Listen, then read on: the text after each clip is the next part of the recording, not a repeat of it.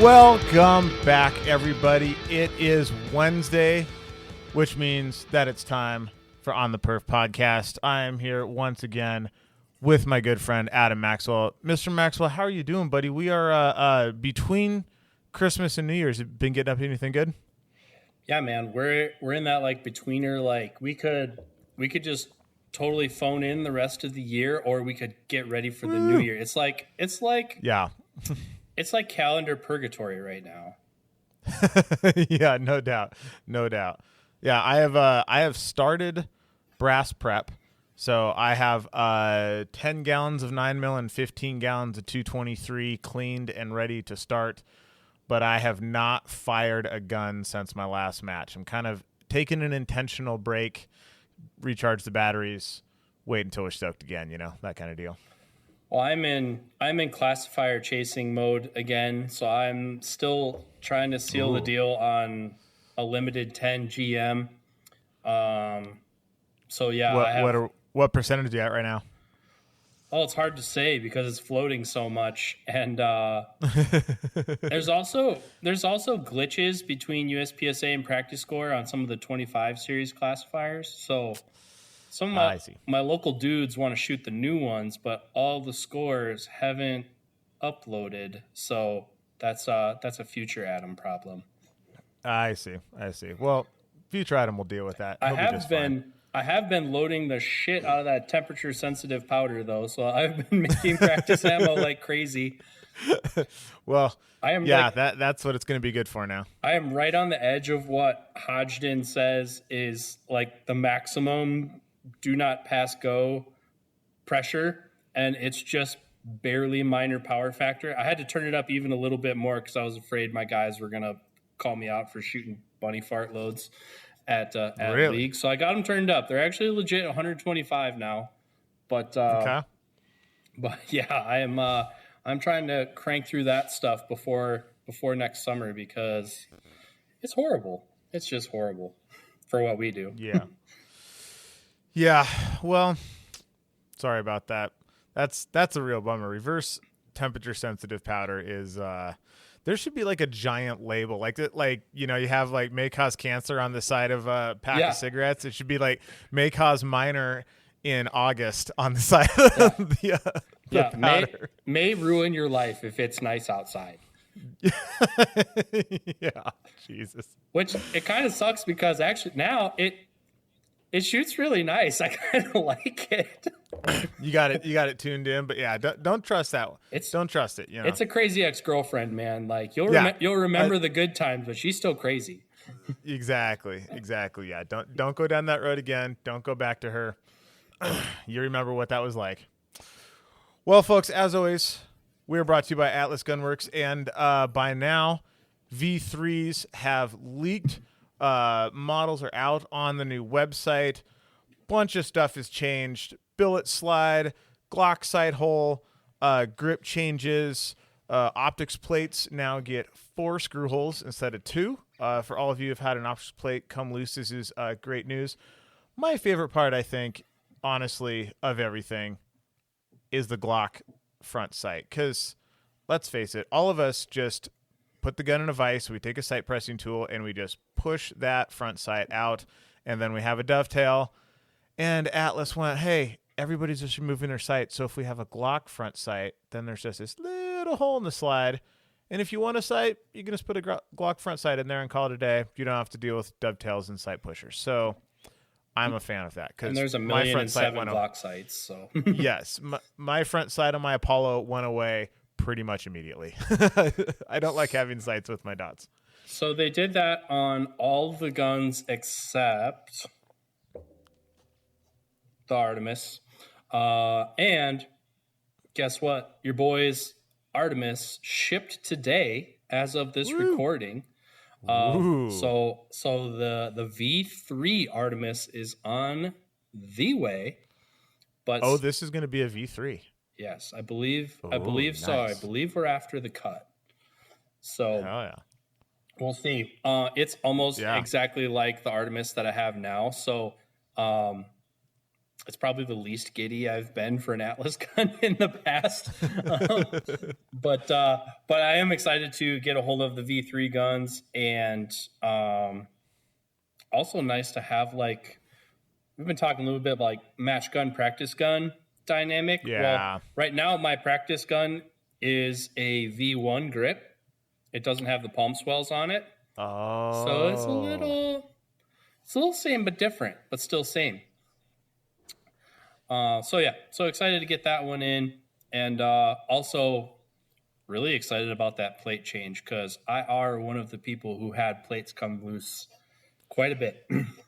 Yeah, so my Apollo is off at Atlas getting the secret sauce, and when I went to take the dot off, I pulled the dot off, and one of the screws in my plate had backed out a little bit. So very just in the nick of time sort of move. But then again, the last match that I shot with that gun was pretty trashed already, so probably wouldn't have mattered. If there was a good match for the dot to come loose and just throw like 12 mics on a stage, that would have been the one. Heck yeah, man. Yep. We are also brought to you by Bradley Manufacturing, ladies and gentlemen. It occurred to me as we were sitting down to record the podcast that we have not dropped the discount code in a while. So for new listeners, OTP10 gets you 10% off everything at Briley. Mr. Maxwell's got some Briley for us today here, or some something that fits anyways. Yeah, we're trying some different stuff with the show, trying a little segment work. So we got a little bit of the Briley IPSC update for all of you. Dun-dun-dun. Or it'd be like pew pew pew pew pew pew. I was gonna have a sound effect ready too. Drop the ball. Next time. Okay, it's coming, folks. All right. So, those who are paying attention to the IPSC World Shoot qualifying stuff, they still haven't announced any of the slots. Why is that, you say? Well, it's because the board is very averse to any risk, so they're not announcing. They're dragging their feet on announcing until they actually have the allocation of slots from IPSC. So that is stirring some discontent in the community, and I hear you. Leighton and I both hear you a lot. So the announcements are coming. There's not going to be any surprises to literally anyone. They're going down by divisions, essentially prioritized by percentage of participation of the field. And so overall divisions and alternates, and then categories and alternates, and then they'll get down to individual slots. All of the matches for next year are pretty much up, with two exceptions. There are, as of right now, there are 3 scheduled shotgun, what Leighton is calling shotgun rehearsal matches. So IPSC shotgun matches for next year. And we're still waiting. I believe Dissident is going to do one, but that is the one I don't have any details on. Then there's going to be one in Ripon, Wisconsin. Where is Ripon, Wisconsin, you say? Pull out your right hand, and it's in the middle. All right. They were excited. They were like, we want to get in on this. We're doing a match, and we don't care who knows it. So they're throwing down an IPSC shotgun match. My match, the Kirkwald, is going to be a shotgun match again. And then, I forgot Mill Creek. So the Kansas City match, they will be back again as well. The Free State shotgun something or other that escapes me right now. But Ripon, Mill Creek, and JKM are on the schedule. They're up on USPSA.com on the major match schedule. And then for the rifle side of the house, there are 4, probably 5 standalone matches. Sioux City, North Carolina, Arena, Georgia. There's going to be a side match at Multi-Gun Nationals, which we're going to get to. Richmond, California, Heartland, Nebraska. And then we have it on pretty good information that Rio Salado is going to put one on sometime in October. But Rio's doing Rio things, and they haven't finalized their date yet. But October is a good time to shoot at Rio. Yeah. A lot of questions right now about a match that I announced at Multi-Gun Nationals. So let's talk about that for just a second. USPSA has always had a desire to tie qualifications to national championships, all right? That's why the IPSC Nationals is a thing, and that's why the other matches that they score handgun points off of are the Nationals Championships. They go off Race Gun Nationals and Factory Gun Nationals as places you can score points. So they've had a desire to tie the qualification process to Multi-Gun Nationals because currently it is the only long gun-ish nationals we have. Tried that once. It was the best we could do at the time. Mistakes were made. Feedback was heard. Going in a different direction. Got it.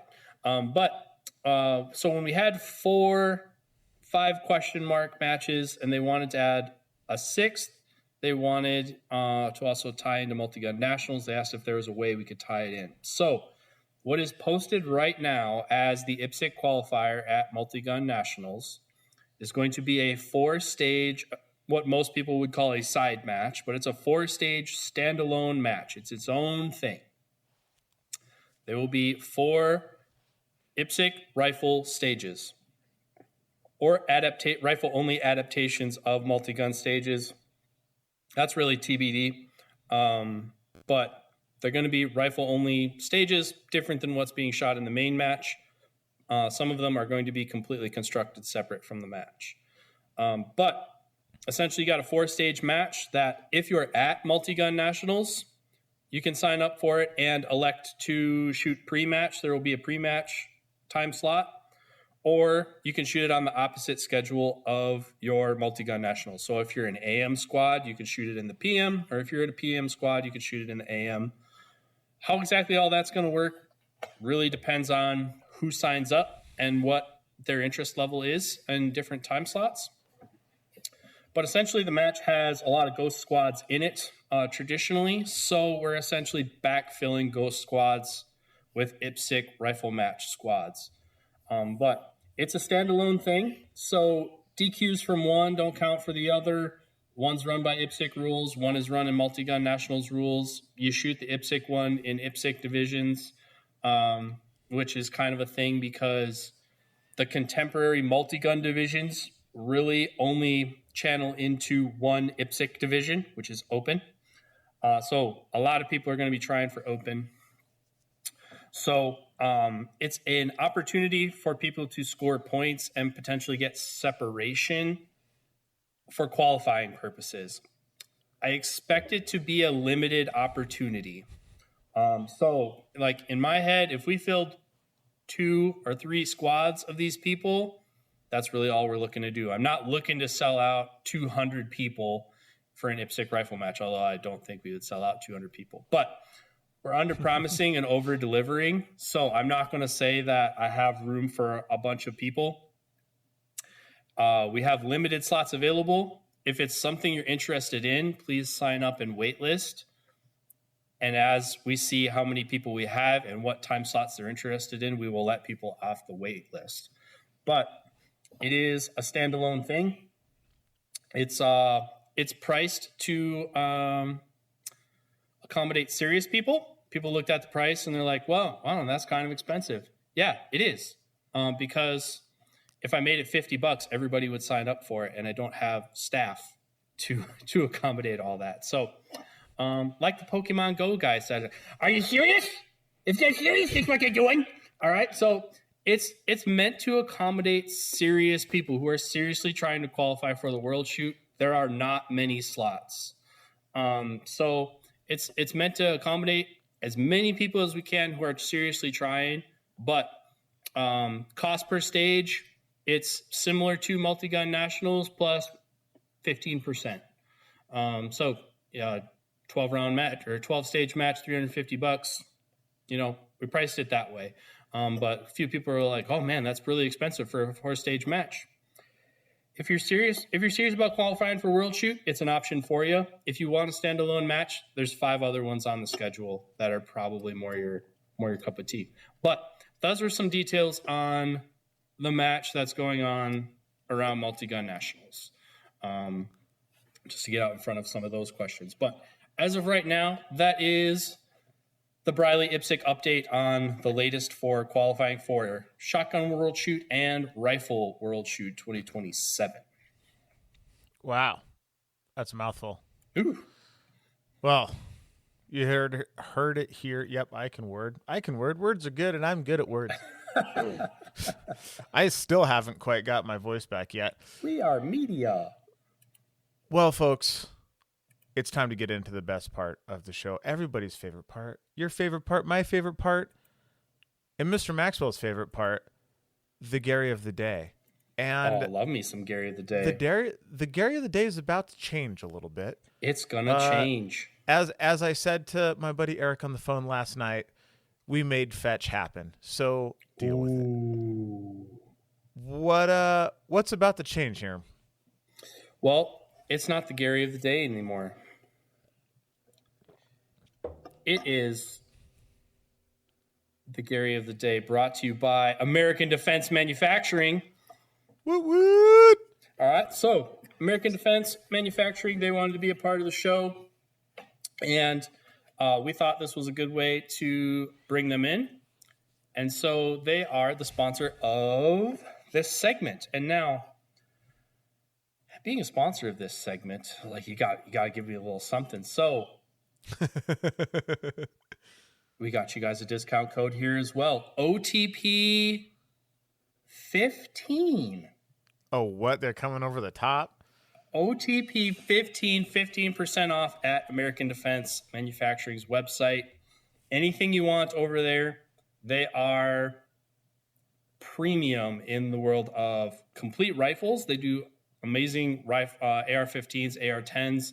They are my primary choice for both my competition and teaching needs. I've been using them for quite a while. And then they do all things mounting, quick release, and accessory wise. If there's a way to quick release mount something on a rifle, they probably have a widget that does that. So scope mounts, red dot mounts, flashlight mounts, infrared laser mounts, sling mounts, all of it. All kinds of stuff over at American Defense Manufacturing. They have been a big part of the shooting sports and 3-gun for a long time. And as most of our sponsors come to us, we don't approach them, they approach us. So Tom and I were in a place doing a thing professionally, and on our way there, he's like, "Hey, that show you guys do is pretty cool. Like, could we sponsor that?" Yes, you can. So Gary of the Day is brought to you by American Defense Manufacturing, OTP 10, if you want to save. And since OTP 15, you messed it up already, bro. Oh, see, that's come on. See, this is why I was making sure you were paying attention. I was making sure you were paying attention. Sure you were. Well, here's the deal. When I heard they were going to sponsor the show, I was like, man, I do have a couple of ADM things, despite being a JP shooter. So they do make very nice things. They do make a lot of things that JP doesn't make. And I have 7 ADM products in my room. I got a couple scope mounts. I got several quick release things. I have a lot of stuff that I didn't even really put together in my head. Also, 2 American Defense Manufacturing rifles that I won at matches this year because they support our sport a lot. And we like to support the people that support our sport. So you get Riser on the right day. It's a match made in heaven. You get Riser on the right day, you might get those more than 15% off. Yeah. Pretty good chance you could get those at a very good discount. And while we're bringing in another sponsor, from time to time, we should probably frame the conversation of the Gary of the Day, because one of the things we're like, I don't know if we should sponsor something where you guys are making fun of people. So just to reiterate. There is a whole Gary of the Day episode that if you haven't listened to, is probably a good idea to go back, that will kind of show you the origin story here. But it's not, the point isn't to make fun of people. I mean, it's to have a laugh. And it's Mr. Maxwell and I, it's to make light, not to make fun. Mr. Maxwell and I have both been the Gary on multiple occasions. So everybody is free game. And the point is to kind of show you what not to do. to help you be a better version of yourself. Today it was Michelle Vespucci. Did you see that? I did not. She posted on Instagram a blooper of herself. She shot, did a reload. She's like, didn't lock back, and then she like racked the slide and a round came out. She's like, oh, I guess that's why. Yeah, solid. So Michelle Vespucci, Team Staccato, right? Yeah. So I have since we are since ADM is now sponsoring, I figured we should start it off with a rifle Gary. At PCSL Nats, they had 3 very handy function fire / practice bays at the back of each bay. These are like 20, maybe 25 yard deep bays, a bunch of steel, some big old plates, some smaller steel, and some paper targets for the rifle. Come walking out of there about the middle of day 2. I'm not feeling super healthy at the moment. I'm just trying to get to my truck, and I look over to the right, and there is a dude there with his rifle. I'm going to say more practicing than function firing. No. Just mag dumping into the steel at like 20 yards. Just because that helps. Giving her the sauce on this like he's giant warming it like, up, man. speed plates. Yeah, the Gary of the day is shooting the steel in the pistol practice bay with your rifle. So don't be that guy. Oh, it was in the pistol bay. Oh yeah. This dude the homeboy was 20 yards away. Max. He wasn't even in the back of the pistol bay. He was like standing where you would stand if you're like practicing your play racks or something. I mean, just giving her it was gnarly, dude. It was so gnarly. Did he get spoken to? He did not. Somebody else was already walking in there to spoken to him, and I was like, I'm too sick to go deal with this right now. So I just kept up. So I mean, he did, just not by me. But nice. If somebody else wasn't already making a hard right turn, like what the, then yeah, I would have been the guy. Oh my god. It was somebody else pretty wild. Somebody else posted a picture. They sent a picture to me like, how does this even happen? And it's a big cratered piece of steel, and I'm like, AK shooters, man. Yeah. every gun club in America. Man, yeah, no doubt. Well, folks, like we said, it is the end of the year essentially. We were recording this the week between Christmas and New Year's, and we figured, you know what? It's basically been give or take a year since we started all of this, and we've both had pretty wild seasons. This is the most majors I've ever shot in a season, by a pretty substantial margin, actually. Not the most rounds I've shot, but definitely just the most kind of shooting I've done. I did quite a few classes, a good handful of other things. Mr. Maxwell, of course, is always shooting. And we figured before we get ourselves into 2026, now that I think about it, good chance this episode's going to air in 2026, but we're going to give ourselves a 2025 wrap-up. So a little bit of podcast stuff, mostly shooty stuff, and, go back and revisit some memories. What do you think of that? Absolutely.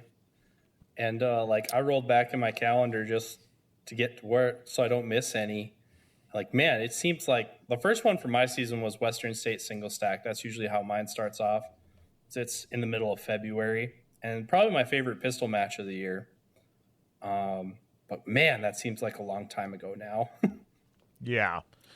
I kicked her back to March, the Dissident Shotgun Challenge, I think they called it. Yep. In down in Texas. So yeah, first match of the year. My season came together very handy on a travel front, because this is the first time I've flown with guns for multi-gun shooting in quite a while, since 2017, and I did it a lot. But I started with a shotgun match. Then the next match was Battle for the South, which was a 2-gun match 3 weeks later, and then I flew to a 3-gun match. So I got to kind of clean up the system 1 gun at a time as we went. Strip some stuff out, add some stuff, but where I had a little bit more, less weight restriction to work with. So that was super handy. So this year 2025 will be the year that Adam got really good at flying with guns. Yeah. Yeah. Well, Yeah. one thing I remember from Western states, there is a standards stage there. It's called the Schmidt Standards. Everybody loves them. It starts with freestyle at 50 yards, and then the second string is like a 3 reload 3 at 25 yards, and then there's some strong hand and some weak hand on the way up, and it's kind of its own thing. And in the past, I noticed guys with binoculars, and they're looking at stuff. And I'm just like Steve Anderson in my head. I'm just like, nope, call a good shot, blah, blah, blah. I'm just going to focus on the next thing, blah, blah. And in my head, they were like scoring kind of in their head. I'm like, nothing. Wait, they're shooting a stage, then going to the binoculars? Wait, because there's multiple strings and they have multiple people on the line at a time. Yeah, but So everybody shoots at 50 yards, or half your squad shoots at 50 yards. Then they move you up. Half your squad shoots at 25 yards. Then they move you up. Half you shoot at 15 yards. Okay. Oh, so they're running it like indoor archery style. Okay, Yeah. I get you. Yep. And I can never figure out the deal. Like, I figured it was like people looking at practice score in the middle of the match. I'm like, there's nothing good you could learn from that. Yep. And I'm actually on the anointed squad. I'm there with the match director, Steve Horseman, and Kyle Schmidt, whose idea this was a long time ago, which everybody reminds him all the time. And so he shot before me. So I'm like on the second half of the squad, and we're like, we did the long string. We're walking up, and he's like, "Hey, Adam, did you want some binoculars?" I'm like, no, man. I'm like, leave me the F alone. You know what? It's like, are you sure? Sure you don't want some binoculars, Adam? I got some binoculars right here. If you want some binoculars. I didn't pick up the hint.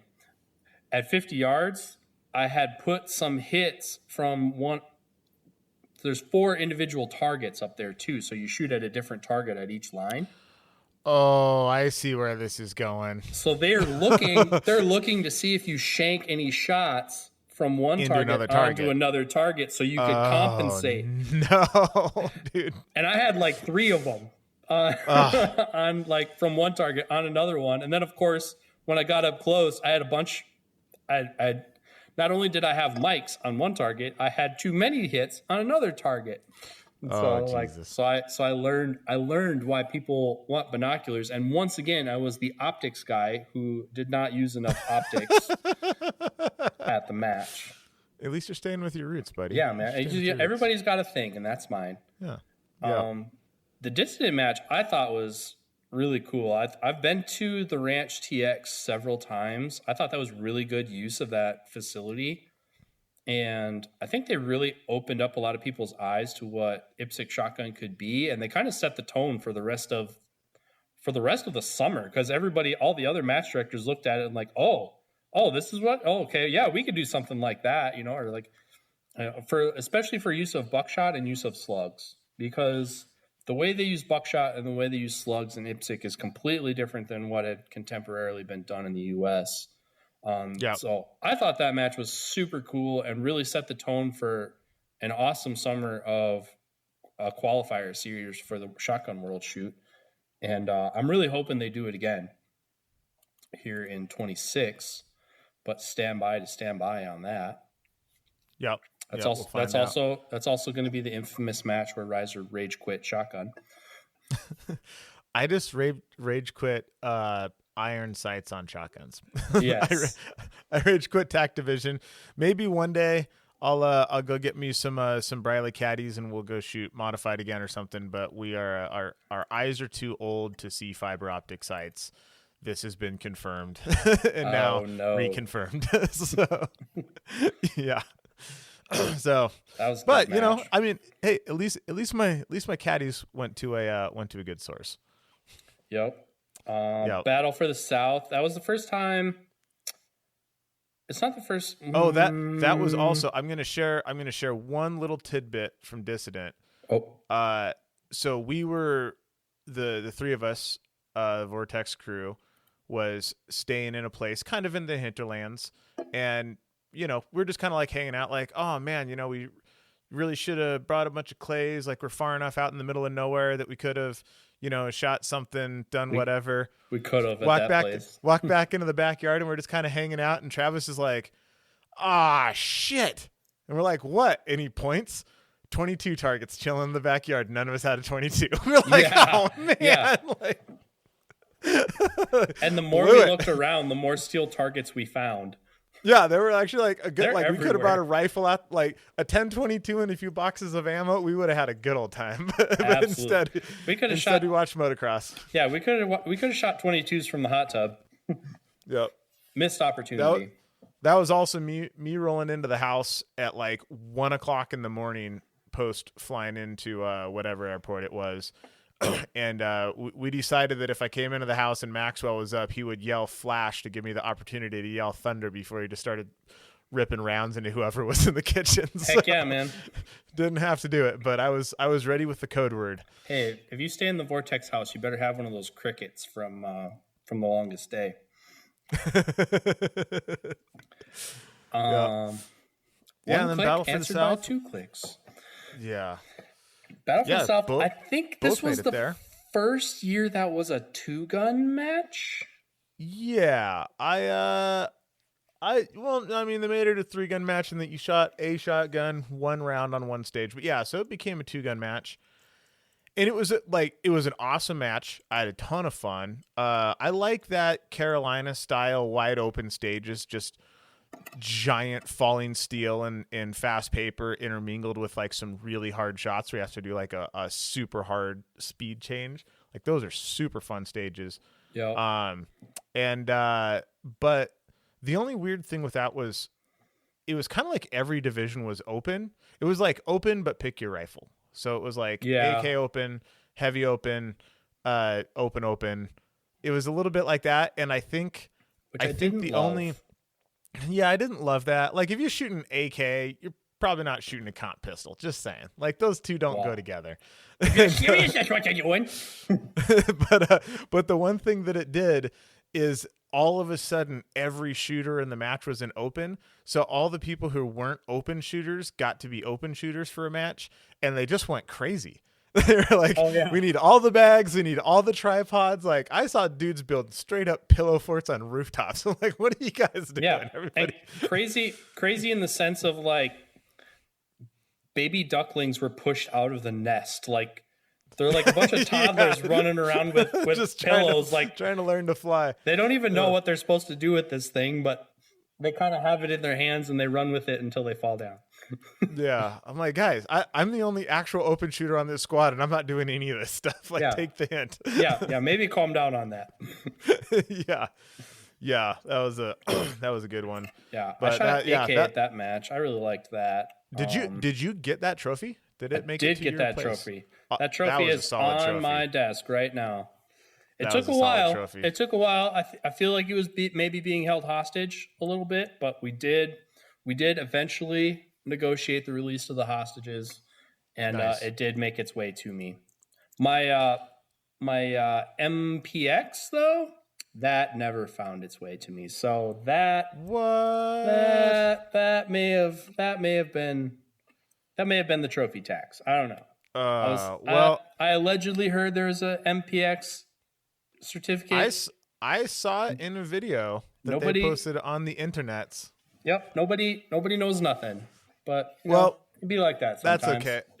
I also got a little bone because that was my first sick match of the year, and I got the flu beginning of day 2, and was just dying. Shot the This would also shot be the a mornings. theme for the year.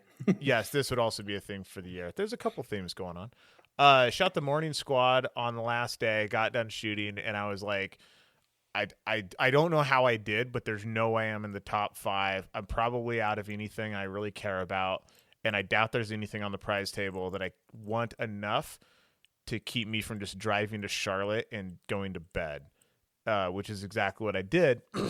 And then I later found out that the person who placed behind me pulled a SIG P365 off the prize table, and I was quite disappointed in myself because Yeah. I would have totally rocked that thing for sure. Yeah, I don't know what happened to it, but I hope they gave it to a staff person. Yeah. But I thought that was good and would go again. I really like Zoo City matches, and I like Zoo City matches at Griffin Group. So I think that is a cool place, and their style fits that range well. So I do think those that's guys a cool place. put an amazing match on the ground. Like really, both for that and Memorial, because very similar stage design. Like I said, it's super fast, hosey, aggressive stuff with like kind of hard switches to very hard shooting. You got to be really comfortable doing that, and then like the kind of stages that you just look like a gangster in the video too. Like if you can't put together a 30-second sizzle reel of yourself looking awesome at a Zoo City match, time to hang up the Spurs, buddy. Because there's definitely 30 seconds worth of just like flat out, but then there's also just some really interesting, very hard shooting, some very interesting choices, like the jungle run there, having those really hard offhand shots. Like it's a pretty rare match where the jungle run is the one that everyone's trying to figure out what they're gonna do. Like that was really cool. Yep. I think you had Texas 3-Gun in April, right? Yep, I did have Texas 3-Gun Championship, one that is must attend if you can get into it. I really like Texas 3-Gun Championship. I'm on the wait list right now. Do you know what number you are? I don't. Oh man. I hope I'm high, because never done it. Very much want to. It's one to do. What stands out to me about, I think Texas 3-Gun may be one of the ones that maybe listens to the cry of maybe less long range. Like it was a tasteful amount of long range at the match. I like it. You still long range decides the match, but sure, it wasn't 23 long range targets across the valley. Yep. And I think they also reeled in the distances. I think the distances were a lot more reasonable than they've been in the past. Like everything was kind of in the sweet spot for an AR-15. I mean, it was 100 to 400, 450, maybe 500. Whereas I feel like a lot of matches now, it's like, oh yeah, there's one at 200, and then it's 4, 5, 6, 7, 8. Yeah. It used to be hardcore on sweet spot. Yeah, I used to be hardcore on the super long shooting. Like, oh man, there's a C zone at 720. This is awesome. And I don't know. Maybe it's just I've shot more different styles of matches or something. But now I'm like, man, if you put anything past 5, there kind of better be a good reason. Yeah. Like I think that's like I think Max with PCSL maybe turned it down a little bit too much, but I think there's somewhere in that like 200 to 450 is really like, what are we shooting at past 500 yards of the 223? Well, and like there's plenty of sports where you can bag up your rifle and shoot long range. This doesn't have to be one of them. So I thought they did a really good balance of that, using that whole facility, and they reined it in a little bit and kind of evened it up. The main reason I think it needs to be reined in is because it evens out the other guns. I mean, it makes the pistol and the shotgun more important. Whereas when we go too hard on the rifle, it doesn't really matter as much what you do on the other guns. Yep. And then also, like an honorable mention, we had the UTLE match. I was at that one. If you're at all regional to Salt Lake City, that one I think is must attend. Or if you're a cop, you should attend that one. That one's pretty sweet. Yeah, definitely.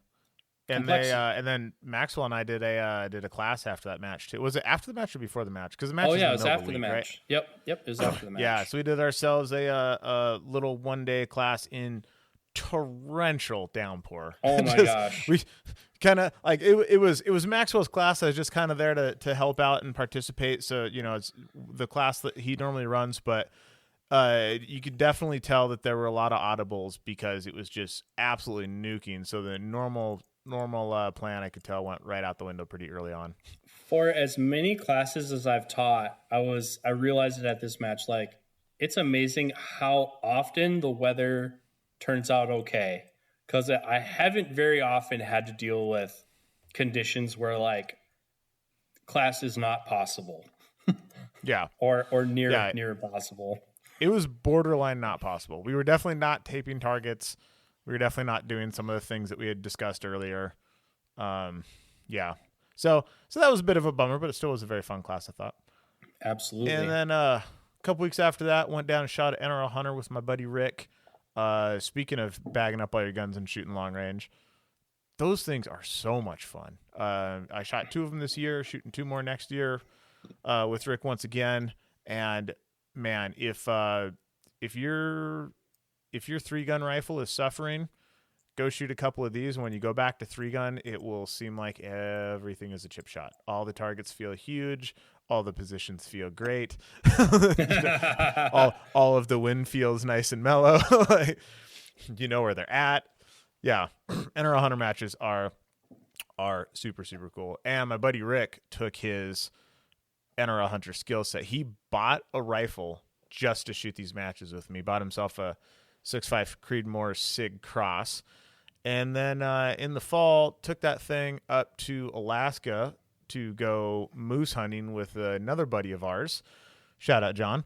And bagged himself a moose. So translated actual match skill set into real world. And he's like, dude. And he shot it up in a tree, not a tree stand, just crawled up in a tree, put a bag between a Y and some tree branches, and shot that thing. And he's like, dude, it was the most solid position I shot from all year. Because he had to, ID the thing. There's real deal ID stuff with moose in Alaska. And he's like, dude, this felt so not stressful compared to an NRL Hunter stage. So, oh, yeah. Yeah, dude. Yeah. Yeah, it was pretty solid. Well, and I schwacked 2 deer off a tripod at 300 yards here in the late season in Wisconsin. So, yeah, like, long range, super no big deal. Yeah, I can shoot long range too. Sometimes. Yeah. Indeed. But 2026 resolution, I do think we should work in just a touch more tasteful long range talk into the show for this year. So that is one of my goals. We'll maybe talk a little bit more about the NRL Hunter and the long range competition stuff. Solid. Well, I got 2 on the calendar this year. Yeah. And a lot of practice on the horizon. Let's see. Into May, honorable mention, Timmy's Northwood Showdown. Oh yeah, best section style pistol match anywhere, and he's paying out cash. Yep. So that match is sick. If you're up for a 1-day pistol match, you shoot it Saturday or Sunday. Timmy's Northwood Showdown is awesome. Solid. Single stack classic in Illinois, not awesome. You can skip that. And we all know how much I love single stack, so you could just use your own judgment on what that means. If Maxwell's skipping a single stack match, not a good sign. Not a good sign. Well, you won't have to worry about whether or not to attend Tar Heel because 2025 was the last year of Tar Heel 3-gun. Donnie hung up his spurs. Donnie Rage quit. Yep. And that was oh man. I'm super bummed I didn't pull out the W at Tar Heel. Pretty much flushed that on the very first stage, but kind of all of us in the top all had a real trash stage to start off the match. And mine just turned out to be a little bit trashier than the rest. so I did get my way back up to second place, but super fun match. The first time I've ever shot out there, and hopefully not the last. It's a pretty cool range, but it sounds like the politics on that range, like mini ranges, are quite cantankerous. Any place where there's like 50 people shooting trap on the same day as a major 3-gun match, I think is going to get pretty cantankerous. But yeah, and let's face it, the trap guys probably bring in more money than the 3-gun guys do. But maybe not. Who knows? But anyways, that was last Tar Heel 3-gun. I'm glad I got to shoot at least one of them. And Riser's New Year's resolution is to not give everyone a head start on the first stage in 2026. Yes, indeed. I'm going to stop doing that. I'm going to try to stop adding to my second place trophy collection. I have a lot of them, like a lot. There's more than a hand worth of first place trophies in the room now, but there's a lot of second place trophies, and it's, yeah, I don't like Starting to piss you off. Starting to piss me off. It's no, it's well past starting to piss me off. It started to piss me off like 5 years ago, and now it just pisses me off. So I don't like finishing second. All right. Well, that was the only thing I had in May. What else do you have in May? You're taking it out on me now because I'll start to be like, man, I feel really good about this match. He's like, no, I suck. And you suck too. Also in May, we had the Tar Heel shotgun match. That match was plagued by some rain, but turned out pretty decent. That the Tar Heel range is, or it's not the Tar Heel range. It's the, help me out, Clinton House. Clinton House is a good venue for natural terrain matches. So they threw down a pretty good match there.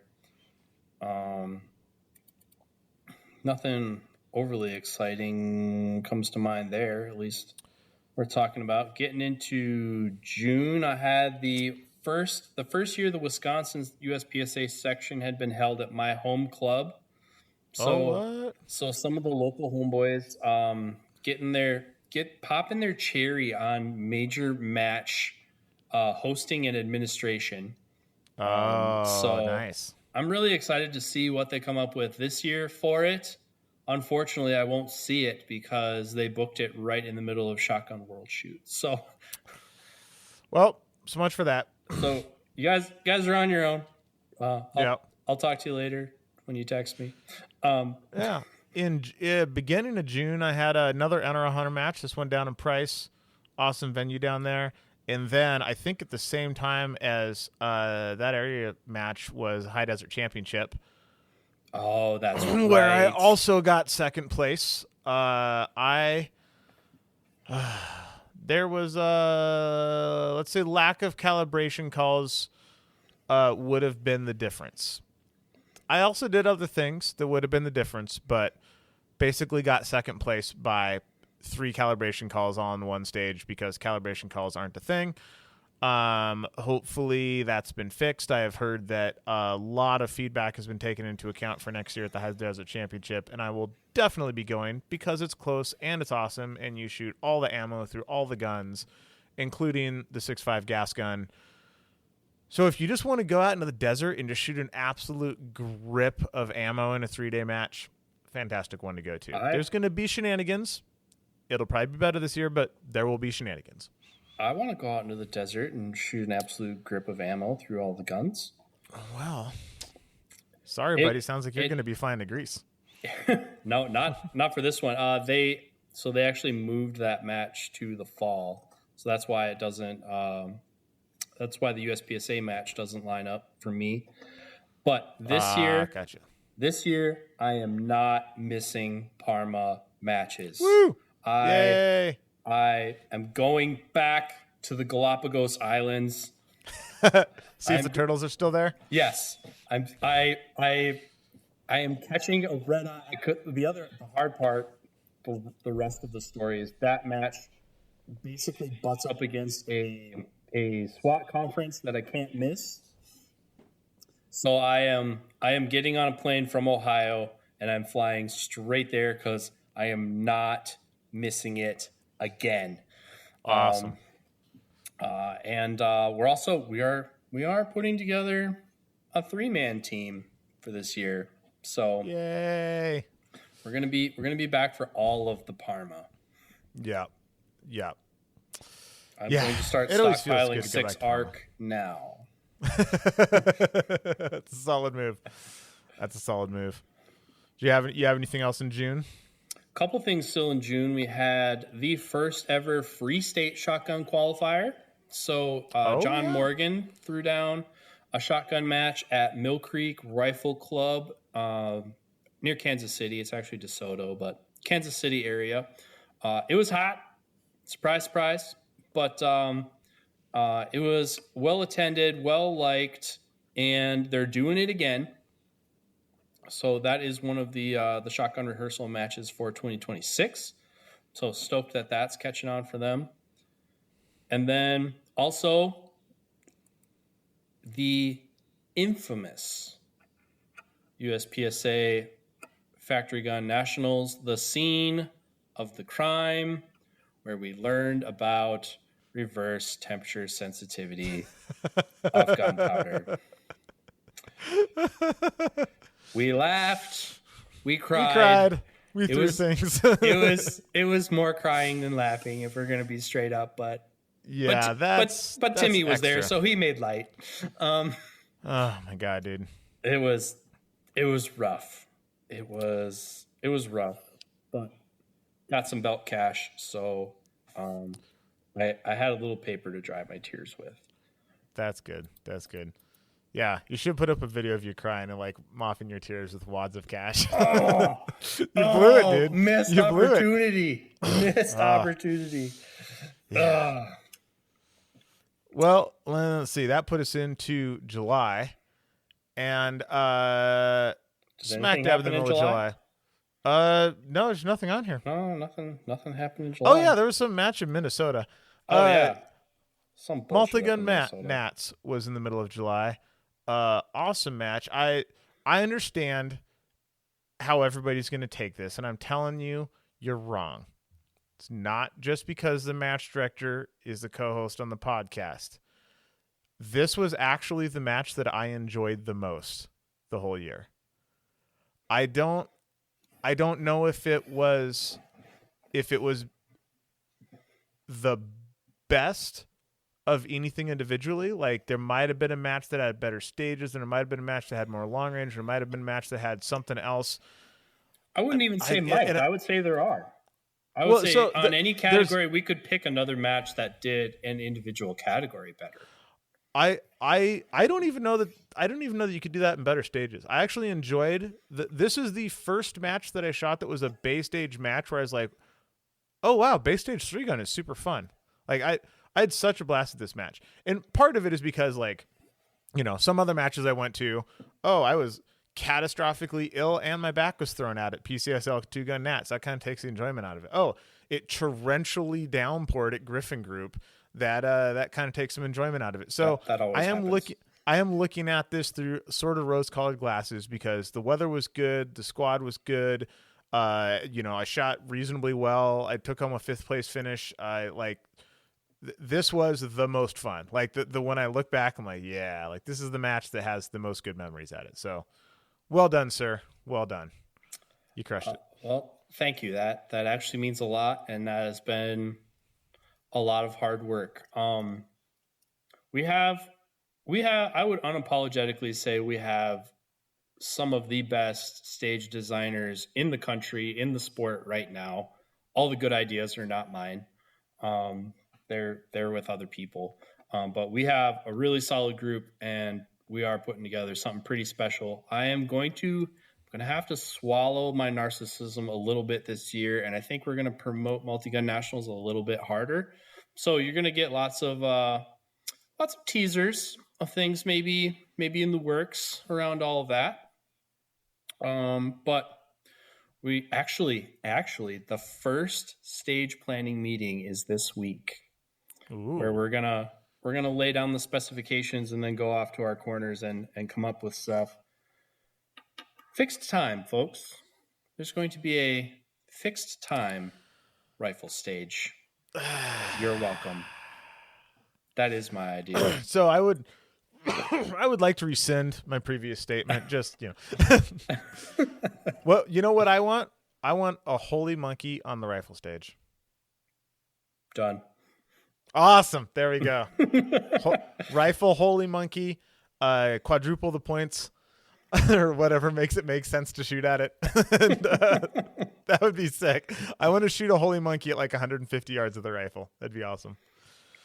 Oh man, that has logistical challenges. I don't know if I can promise that, but there are some match flow and reset problems that go along. It has holes. It has holes. It has holes. Yes, and figure it out. Get a golf cart.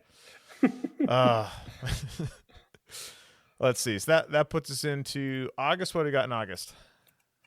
August, I roll right down to the other match that I match direct, the Jeff Kirkwald Memorial, which this year is the first time we did it as a shotgun match.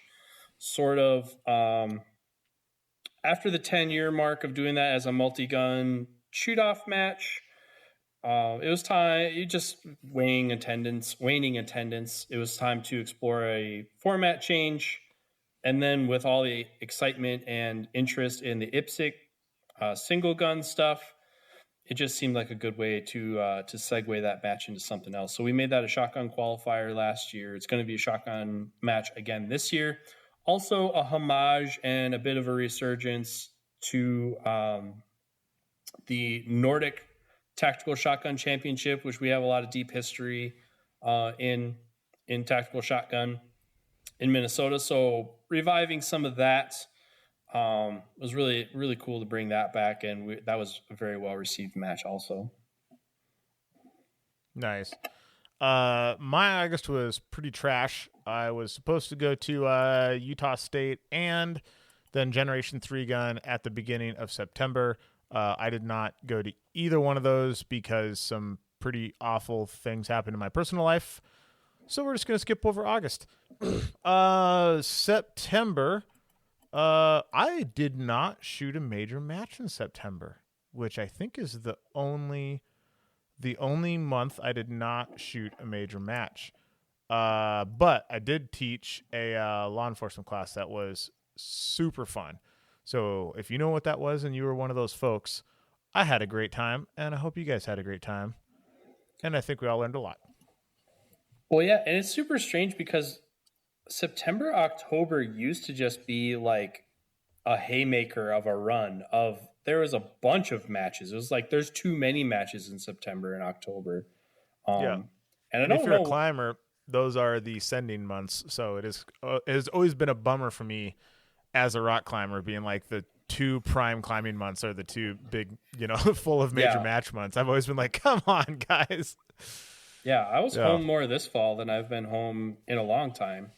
We did also Heartland Shooting Park, Grand Island, Nebraska, home of Hornady. They did their first shotgun qualifier out there. And that match went pretty well, but first time for them doing that. So I was out there, did range master duties for them. And then that match is returning this year as an IPSC rifle qualifier. Ooh, nice. So that will be on the schedule as a rifle match this year. And then, I kind of have to scroll a bit until we get to the end of October where he did Race Gun Nationals. And everybody in USPSA learned about occluded dots and low winter sun in southern Utah. Yeah, there's a lot of that going on this year. Yeah, in October I had Memorial 3 Gun, my first time shooting Memorial. It was it was all things the people say that it is. It was super fun,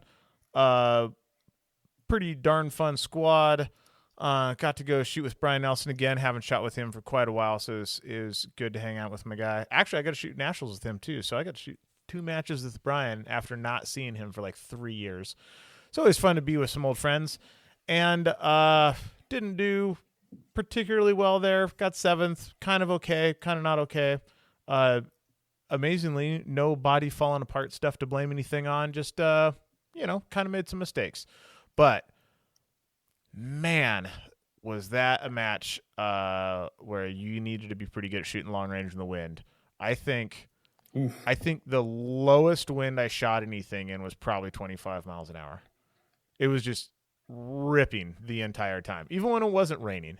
Sometimes it was blowing like 35 and raining, and sometimes it was blowing 25 and not raining. And there was a lot of very hard rifle shooting in the way. Oh, also, that's the match where I learned that if you're going to shoot robotic moving targets, maybe don't dial all the way to 6 power, because field of view is the thing. And 6 power is way too much for a 200-yard robotic moving target. Just saying. So I should have recognized that immediately and dialed back, but I didn't. And yeah, it was rough. There was a stage there with 3 of those, 2 of them in the field off to the right, and then one of them that kind of like went out across the field, ducked behind a car for a minute, then went across the field again and disappeared into the trees. And I came back to that one after dumping half a mag at the other two. And I just saw it entering the trees as I broke the first shot, missed, and then broke the second shot legitimately into the trees, and then saw it fall out of the trees after I hit it. I was like, yes, like just complete hoper into the bushes. Like, I think it's about there. and it worked out. I was really happy with that, but yeah, pretty fun match. And then Vortex and then shootout. We made it almost a whole hour without a Brian Nelson reference. We did. But you did. And so that reminded me, on my way home tonight, I had a tasty little morsel of a thought. So in IPSC, they have 4 divisions in rifle. There's open, there's standard, which is iron sights, and then there's 2 manual divisions. One of them is a manual bolt action division. How awesome would it be to watch Brian unleash his weapons grade guntism on IPSC manual action with a bolt action? Well, can we just have a moment of silence for like how awesome that would be? What gun would he even shoot? I would hope it would be about like a Mannlicher or something like that. It would have to be a Lee Enfield or something. Yeah, something along those lines. Just something completely ridiculous. Well, I got to see Brian's TISM in full display because back in the day when I worked for a suppressor company, we had a side stage that was a cricket rifle and a what did we have to use? We used a Rubik's Cube timer. So the side stage was just giant open steel at like 7 yards, like the big plate in Steel Challenge, like 36 by 25. And we had a little cricket rifle. If you've never fired a cricket rifle, they're kind of little miniature Rube Goldberg devices to make them basically impossible for a kid to accidentally shoot. Like, they are a very intentional to fire rifle. So you open the bolt, there's a little ramp in the middle of the chamber. I don't mean like you drop a 22 into a chamber. You have to place a 22 cartridge on a ramp suspended in the middle of the chamber. So if you overcook it or undercook it, it falls into the spot and you have to rock it back out again. Then you close the bolt. Then there's a plunger on the back of the bolt that you pull to set the firing pin. Then you pull the trigger. So the side stage that we had going for a season there was, you had 5 rounds on a table, the cricket rifle, pick it up, open the bolt, load around, close the bolt, shoot, giant can't miss piece of steel from 5 yards, repeat 5 times, and then just drop the rifle on the table and hit the Rubik's Cube timer because it was too quiet for the shot timers to pick up. So that's the way we came up with to. And that's how you sell the suppressors. That's how you sell the suppressors. So we previewed this. We had Stage 69. Hell yeah. Sponsored by Corona. At what was it? Rocky Mountain 3 Gun in 2017. And it was squad awesome. It was all of the Kel-Tec boys. It was me, Brian Nelson, Joe Farewell, and 4 other people who I can't remember one of their names, so I'm not going to name any of them because I'm just going to make that person feel really bad, but I love all you guys. They'll come to me as soon as we stop recording. That's how it always works. Anyways, so we set it up in Practice Score. You can go find it. It is Stage 69, sponsored by Corona. And Brian absolutely wiped the floor with everybody shooting this dumb little Rube Goldberg thing. And but the prize was a Corona, which Brian didn't get to take home because he was 19 at the time. So Joe Farewell got it because he got second place. I was like, I'm not handing Brian this Corona in front of a cop. I'm just not. Yeah, good time. So I have seen Brian's TISM hard at work. Also, Tim Yackley shot that same thing later on at a, I think it was Generation 3 gun where he did it. And yeah, Tim and Brian can both run a bolt. Brian, so let's see. Brian, we we would enjoy very much if you would make an Instagram video shooting IPSC bolt action rifle. Yep. Thank you. You can and since all of his IPSC rifles are period correct pieces apparently, because his iron sights rifle was basically straight out of the movie Platoon. So yeah. All right. So end of October, Vortex Shootout down in Texas. My only W of the season. Super stoked to finally take home a win. Very fun match. Very hard shooting. Probably the hardest shooting overall of the year. Definitely the longest pistol shot I took. Probably the longest slug shot I took. For sure the longest rifle shots I took. Super fun match. So first year that this was primarily a base stage match. So it was basically a day in bays and then a day of natural terrain with an absolute grip of rifle. And I thought it was very good. You definitely had like a little bit of growing pains, with the venue change and put into bays. There was some, bay to bay stuff with too much running and a couple things like that. But, man, it I think is going to be a good match in the new venue for sure. Jeremy Moore is a world-class multi-gun match director. So you give him a piece of paper and string, he make a badass match out of it.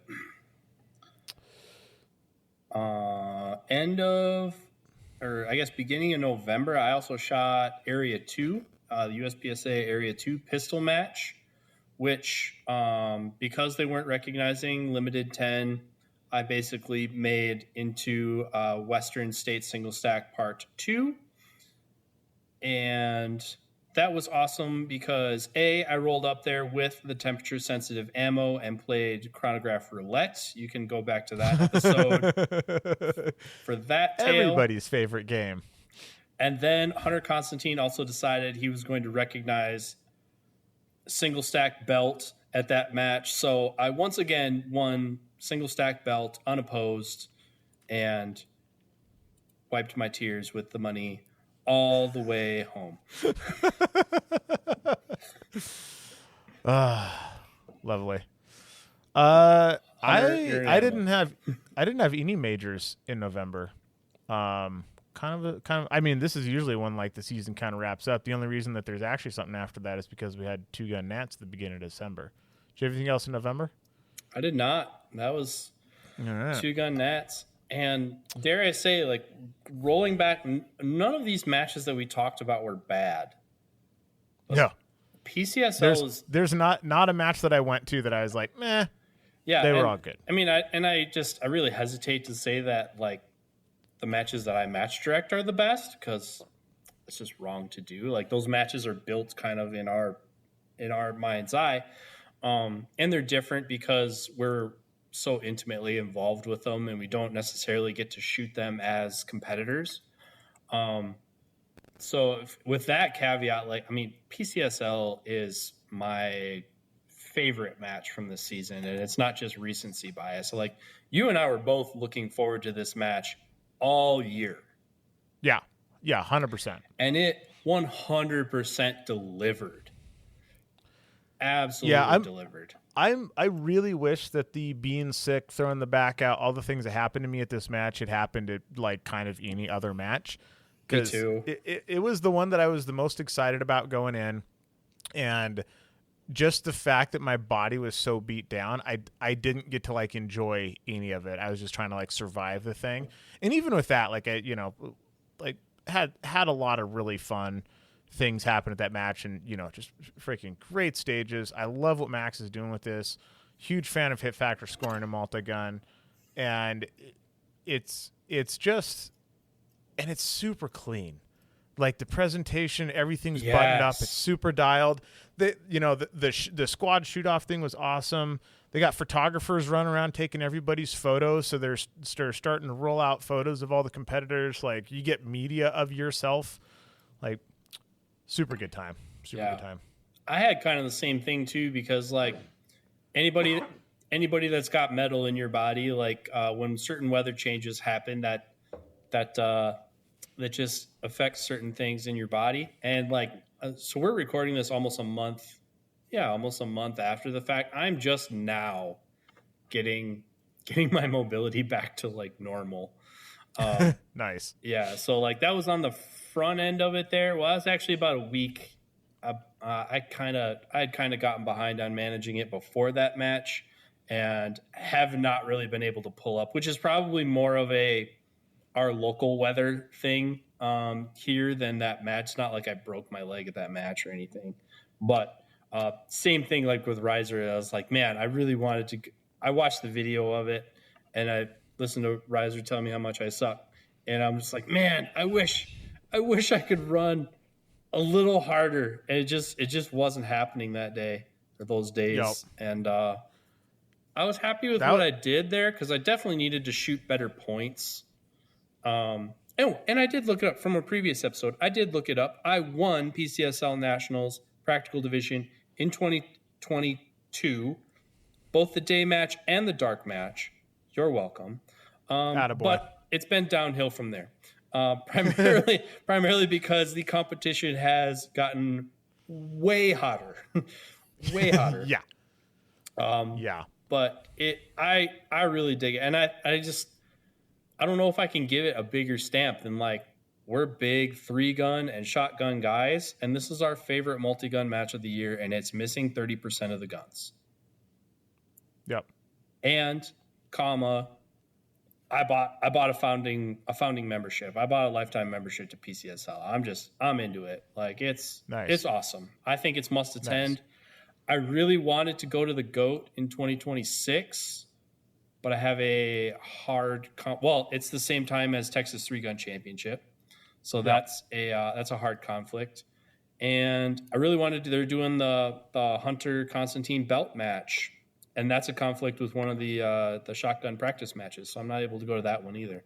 But man, like I really dig the PCSL matches that Max is doing, and I actively seek to put more of them on my schedule. So yeah, they're fantastic.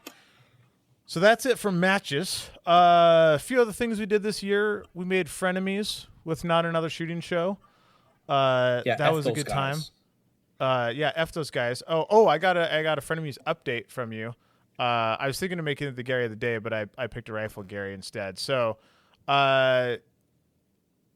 Jeff King was on there with, I can't remember who the guest was, but anyway, he was talking about like, oh yeah, you know, I like stuff where you can go shoot a bunch of different guns. And Jeff was like, oh man, do you guys remember there's this YouTube series with Jerry Michalik and Daniel Horner and a bunch of other guys, and they go and they shoot this event where they shoot like shotguns on one stage and they shoot cowboy action on one stage, and it's like you just show up, you know, and you just shoot all their guns. Like, oh man, I so wish something like that still went on because I would totally go shoot it. They were shooting the NRA World Shooting Championship, which happens every single year. It happened for quite a while before that. That thing has been out for, I don't know, 8 years now, and it's happened every year since then. And DJ tells us every year. Yeah, and DJ tells us every single year. So, once again, Jeff King talking a bunch of trash about a sport that he doesn't really know about. Just saying. Oh, you guys coming to Nationals? I think Andy is. I'll comp you a slot. Yep. Coming to Nationals, boys.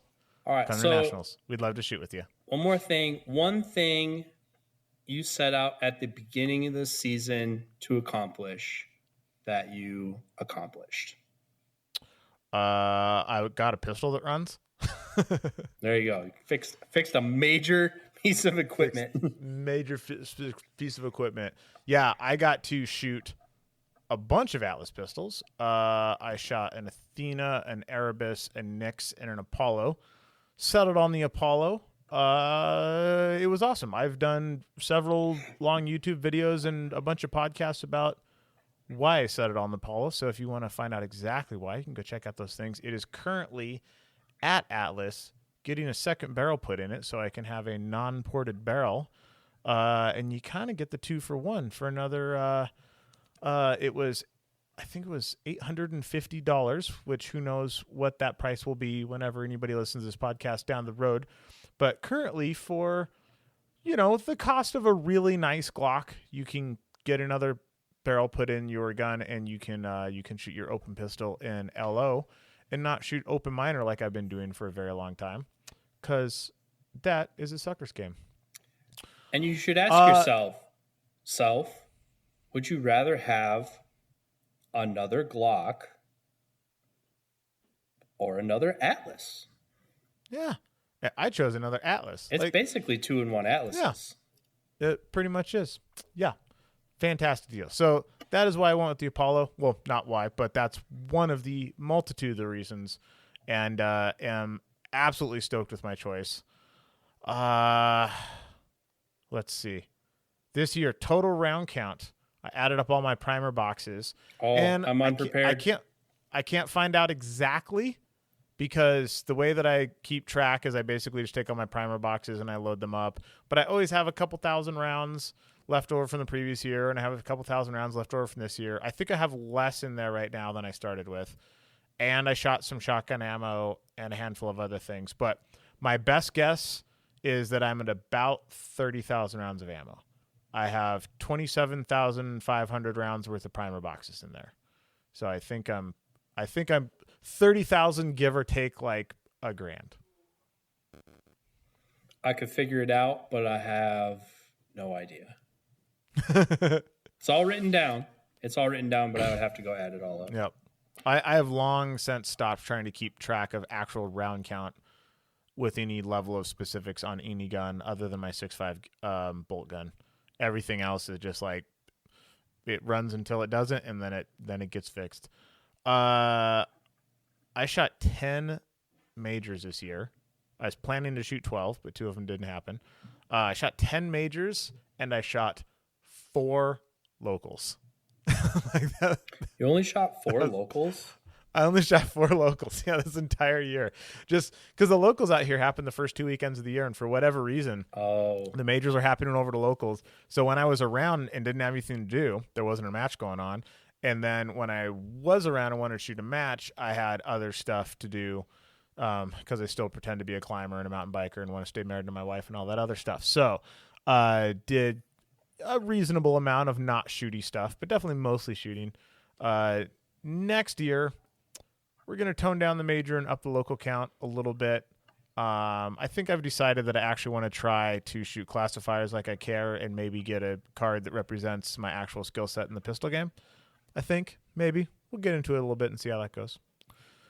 But you'll have to tune in next time. Get that. You will have to tune in next time. But maybe the most interesting stat for all this stuff, and this is actually an old stat post. We're a couple weeks back, so this number has gone up since I checked. But the podcast has been out for about a year, just a little over, but about a year. We have 25,000 downloads. So dang, son. Thanks for that, everybody. Thanks for listening. To all you guys. It came out. First one had 100-ish. The second one had a little more. The third one had a little more. And then at some point, it kind of spread like wildfire, and everybody started telling everybody. And so we've had a lot of people listen to this show. A bunch of people have told us at pretty much every match we've gone to, just walked up and said thanks for the show, giving us a fist bump, told us their own Gary, whatever it was. Man, that stuff has all been awesome. So thank you so much to everybody who's done that. Thank you so much to everybody who has told a friend to go listen to it or whatever and spread the word around. It's been a super fun season. Yeah, likewise. It's very humbling, especially at PCSL Nationals. Tons of people came up to us at PCSL. It's just amazing. And like I was talking about in the Gary segment, like when I was talking to American Defense, they're like, we don't know about this necessarily. Like, I'm like, guys, it's the most popular part of our show, and it's not even close. Yeah. I have a list of Garys. Oh man, I don't even, I can't even just like give them a quick count here, but I have enough Garys on tap for all of next year. So like comfortably without even breaking a sweat. Yeah, the Garys haven't even done anything yet in 2026. Exactly. Yeah, we're just going off the 25 Garys, and about half of these were from somebody walking up to me and telling me a Gary. A lot of times, somebody like walk up,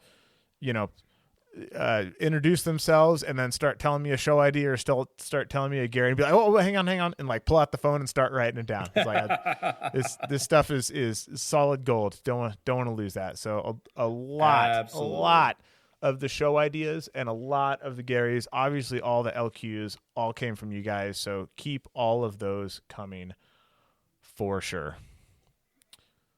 And we haven't actually told anybody our social media stuff in a very long time. and I think we now have listeners who don't know who we are on social media. So we should probably let them know so they can actually give us their Garys and give us their ideas. But Mr. Maxwell here is 3-Gun AMAX pretty much everywhere. I am Adam Reiser pretty much everywhere because I don't have any imagination. And if you want to hit us up outside of that, it is on the perf podcast at gmail.com. And you can get directly to us, but those three will get to one of us, and it will work our way onto the list. Absolutely. But you got anything else, buddy? Speaking of staying married, we should probably Maxwell has a heart out. We should do that. Okay. Well, in that case, keep your overlays handy. This has been On the Perf, and we will see you next year. Love you guys. Bye-bye.